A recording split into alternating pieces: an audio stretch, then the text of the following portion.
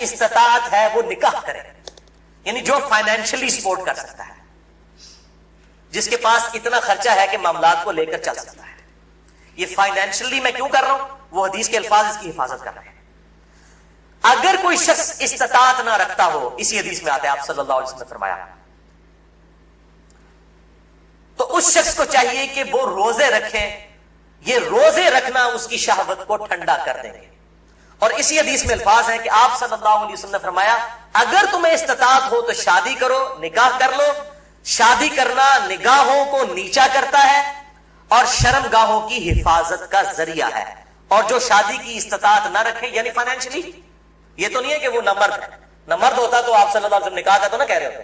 جو شادی کی استطاعت نہ رکھے وہ روزے رکھے، تو یہ بالکل کلیئر کٹ ہو گیا کہ صرف روزے رکھ کر اس حوالے سے شہوت کو کنٹرول کیا جائے گا اور کوئی سورس نہیں ہے۔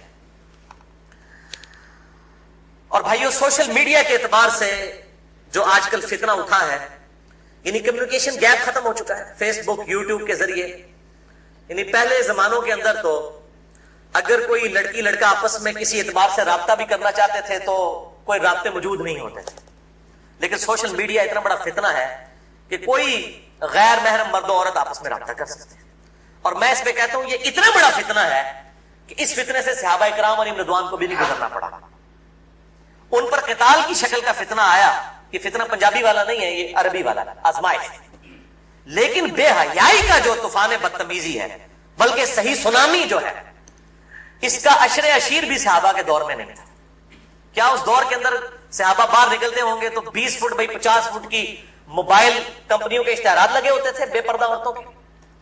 اور یہ سوشل میڈیا اور ٹی وی، اس کے جہاں پہ پازیٹیو یوز ہے، یہ نیگیٹو یوز والا کا معاملہ اس زمانے میں تو نہیں تھا۔ تو اس اعتبار سے غض بصر بہت ضروری ہے، نگاہوں کی حفاظت کرنا۔ تو آپ صلی اللہ علیہ وسلم نے غض بصر کے لیے، نگاہوں کی حفاظت کے لیے، شہوت کو کنٹرول کرنے کے لیے نکاح تجویز فرمایا یا پھر روزے۔ اور میں ایک اور علاج تجویز کر دیتا ہوں اس حوالے سے، پھکی والا علاج، اجتہاد۔ کیونکہ مجھے اکثر لوگ پوچھتے ہیں، کہتے ہیں جی روزے تو رکھے نہیں جاتے، جی مشکل ہے، گرمی اتنی ہے، وہ اسی لیے تو بتائے گئے ہیں۔ تو میں ان کو پھر ایک علاج تجویز کرتا ہوں، اینٹی وینم۔ کوبرا سانپ کاٹ دے تو اس کے وینم کا علاج اینٹی وینم سے ہوتا ہے، جو کوبرے کے زہر سے تیار ہوتا ہے۔ پھکی والا الزامی فلسفیکل آنسر۔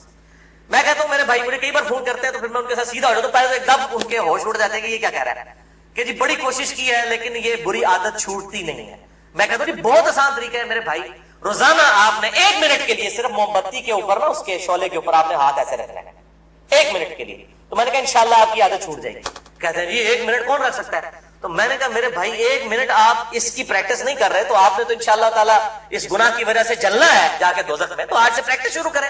اور بخاری و مسلم کی حدیث ہے کہ جو آخرت کی آگ ہے وہ دنیا کی آگ سے 70 گنا زیادہ تیز ہے، اس میں تو تلا جائے گا۔ یہاں تو ہم صرف آپ کو مشورہ دے رہے ہیں کہ آپ موم بتی کے فلیم کے اوپر صرف ہاتھ رکھ کے 1 منٹ کی پریکٹس تو شروع کریں نا۔ وہ کہتے ہیں نا جناب آگے دیکھی جائے گی جا کے، تو اللہم اجرنا من النار، تو یہ پریکٹس کرنی شروع کریں تو انشاءاللہ تعالیٰ خود بخود صبر نصیب ہو جائے گا۔ اسی حوالے سے غض بصر جو ہے، نگاہوں کو نیچا کرنا اور پردے کے حوالے سے میری ایکسکلوسیو گفتگو ہے۔ یہ جو ویلنٹائن ڈے کا بھی فتنہ اٹھا ہوا ہے، اس پوائنٹ آف ویو سے مسئلہ نمبر ہے 106۔ کالج اور یونیورسٹیز کے لڑکوں اور لڑکیوں کی ڈیٹس پہ ملاقاتیں اور پردہ اور بے حیائی سے متعلق صحیح احکام و مسائل اہل سنت پاک .com پہ، جسے شوق ہو تو وہ دیکھ سکتا ہے۔